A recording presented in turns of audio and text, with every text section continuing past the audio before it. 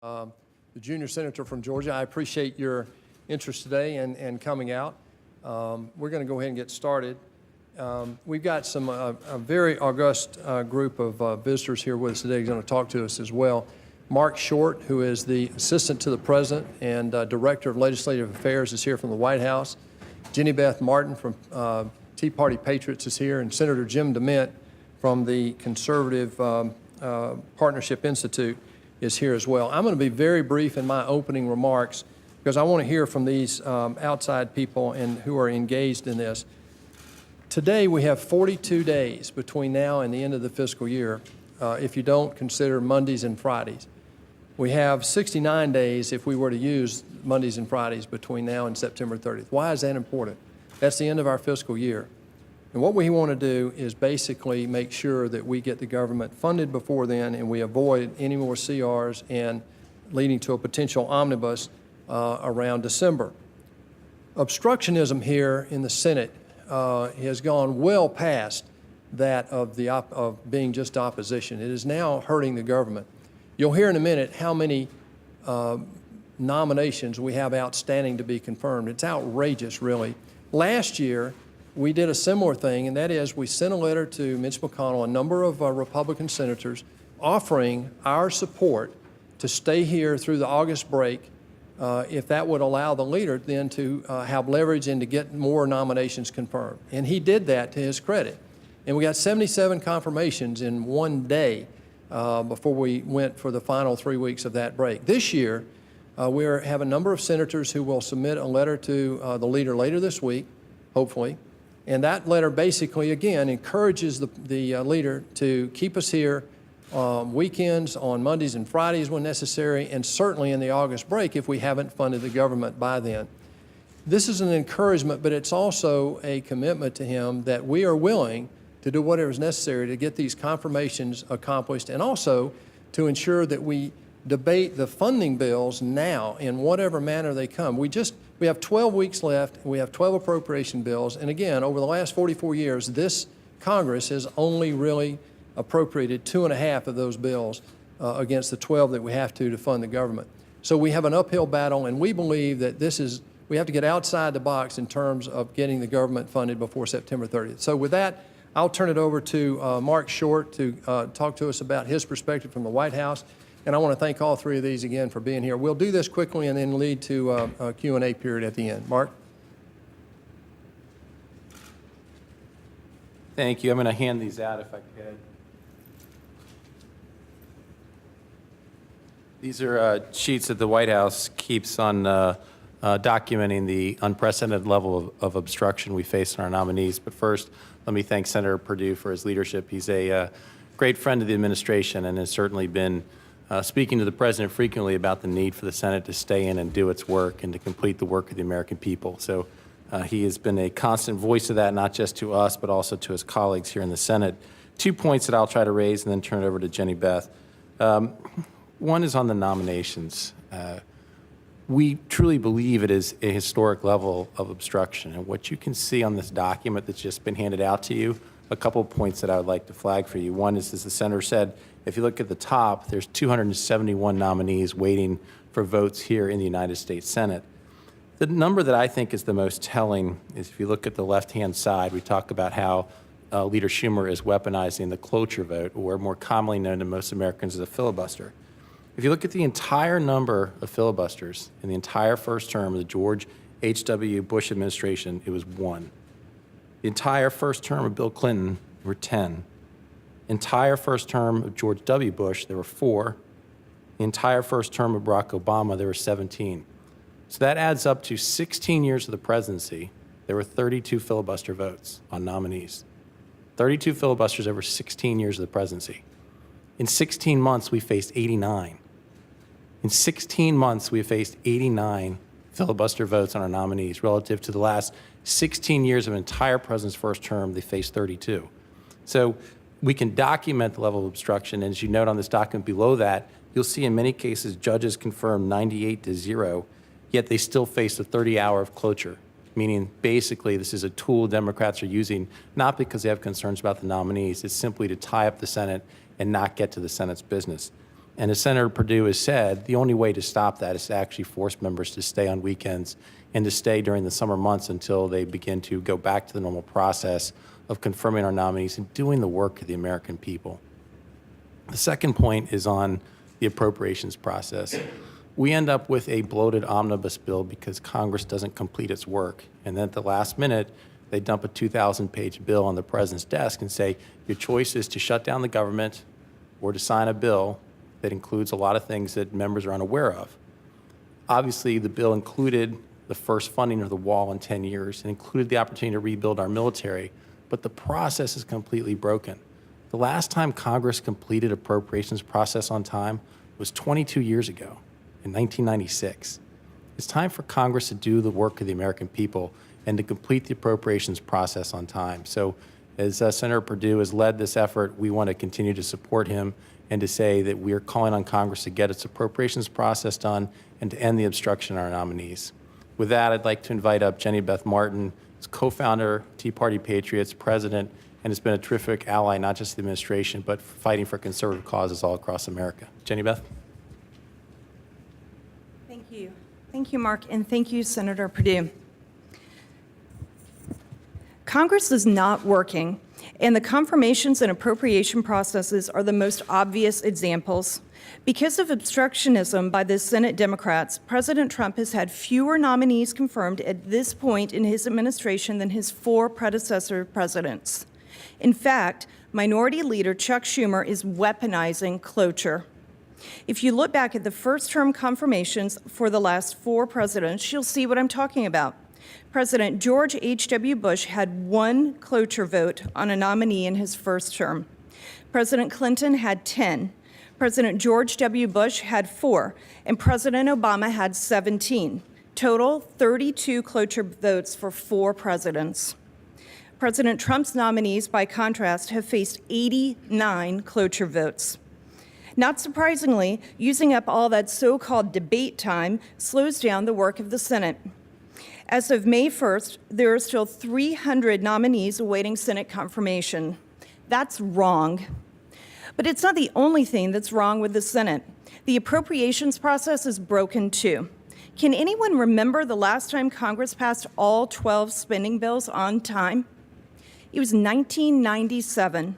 In fact, in the 44 years since the current appropriations process has been in place, Congress has only passed its spending bills on time 4 times. Instead, we get all 12 spending bills wrapped into one giant bill, and the so-called leadership drops it on everyone without enough time to read it, let alone analyze it or debate it. The process itself leads to massive overspending. In 2016, the American voters rejected that. By electing Donald Trump president, they were sending a message to Washington: fix it, drain the swamp. We're here today to demand that Congress change its ways. We're here today to demand that Congress work. Coming to work late on Monday afternoon and leaving work early on Thursday afternoon is ridiculous. We're here today to demand that Congress do its work and get its work done on time, on nominations and on spending. We're here today to make Congress work again with an honest government pledge. Congress should move its spending bills on time. If they haven't passed all 12 spending bills by the end of July, they should cancel the August recess. And if Congress hasn't confirmed President Trump's nominees by the end of July, they should cancel the August recess. And if Congress will not see the light, we will make them feel the heat. And now I'm going to have former Senator Jim DeMint, who is the chairman of the Conservative Principles Institute, speak. Thank you, Jenny Beth.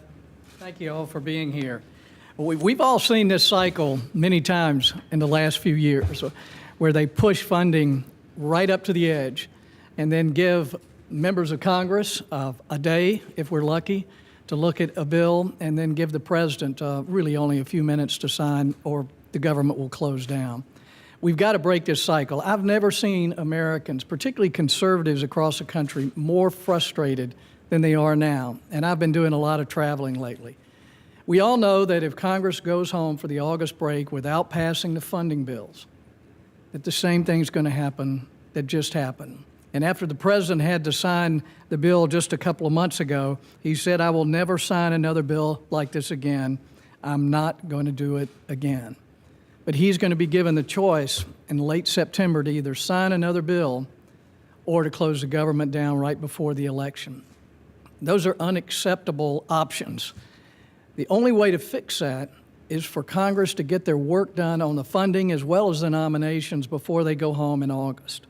Last week, almost 100 conservative leaders and organizations from all over the country signed a pledge to support Senator Perdue, all the members of Congress who are calling on the Republican leadership not to go home in August until their funding bill and the nominations are completed in the Senate. We will stand behind them. Beth and a lot of other grassroots organizations will have millions of people who are signing a pledge of support for this as well. This is something Americans will engage in, and it is our hope that Congress will change this cycle this year and give the president some options to either sign a good bill or to veto it. The president will have a whole lot more options if we get this in August rather than in September. Senator Perdue? Well, thank you, Senator. I'm going to ask our speakers to join me up here, and we'll do a few minutes of Q&A. And if you'll join me up here, guys. First of all, I want to thank these guys. This is a very impressive group, and their comments you can hear are from the heart, and they represent a lot of people. I was on a conference call the other night with a good many, and it is amazing the fervor that we're hearing from out there in America. So with that, we'll be happy to take your question. Yes, ma'am. Hi, I'm PENNY STARR with Breitbart News. When you say feel the heat, what do you mean? What exactly will you do to get them moving? Well, we're launching a petition today, and the petition will automatically be sent to senators and congressmen's offices.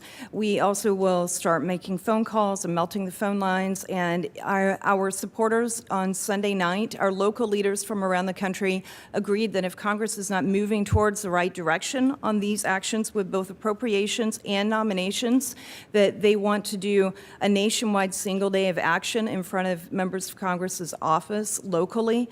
So that would happen sometime in June or early July if we have to do that. Hopefully we don't have to, but if we do, they're willing to do that. Thank you. Yes. You mentioned nominations. There is a proposal by Senator Lincoln to cut down on debate time. First, do you support that proposal, and do you agree with Mr. McConnell's? Yes, I absolutely support that proposal. The problem is, you know, and if you take it down to his proposal, we could move these 271 nominees that are in the backlog and expedite that, but you're still going to need more time, even if you have that law changed. The problem is we're not going to get any Democratic support. This is clear obstructionism. It's the first time in the history of the country in 230 years that the minority party has not waived the 30-hour rule. You heard everybody talk about that today. This is clear and abusive obstructionism, and they're not going to give us any help. Now, there are other options that we can do. We nuked the federal judges. The Democrats did a few years ago. We nuked Supreme Court last year. This rule could be treated that way as well, but that's going to be a debate within the caucus. But I hope it won't come to that. I hope we can get this done, but I do support that bill. Anyone else? Yes. Hey, Niels. Mr. Short, if I may ask you, the President is supporting the idea that this backlog is significant enough that the August recess should be delayed. And also, if in fact the Senate were to leave for August recess with this backlog is still in place, would we expect to see him maybe out about the countryside talking about this during the month of August? Thanks for the question. I think that our hope is that Senate will actually get its work done before the August recess. So it's a support for Senator Perdue's efforts here and the others in the conservative movement drawing attention to this so that we're not faced with that position.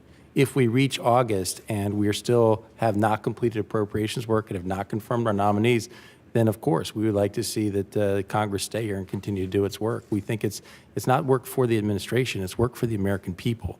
When they elect a new administration, they expect that the administration is able to fill its positions and to do the work of the American people. So it's about getting the job done for the voters across our country. Anyone else? Well, guys, we'll close it out if no more questions, but I want to thank Jenny Beth and Senator DeMint and Marc Short for their time and commitment to two of them to travel here and to make this happen today. This is not going to go away. The American people are really getting fed up, and there's a growing sense within the Republican caucus that we can do this a better way. So that the goal here is, as Senator DeMint said, and he's been through these wars before, as he said, is to make sure we get this spending bill on the floor now, put amendments with it, and let's debate this in an open manner so that before the August break, we got the government funded. And if that doesn't work, then we do have that fallback, as Marc Short just said. But look, I hope it doesn't come to what Jenny Beth has said, but that's kind of what this is about. The representative democracy works. And people back home were fed up with Washington. That's how President Trump got elected. They were very vocal in that. And this is a perfect example right now to see how Washington is going to react to that. So with that, we'll close the Q&A, and thank you again. Marc, thank you. Senator DeMint and Jenny Beth, thank you so much for being here. Thank you, guys. Appreciate it.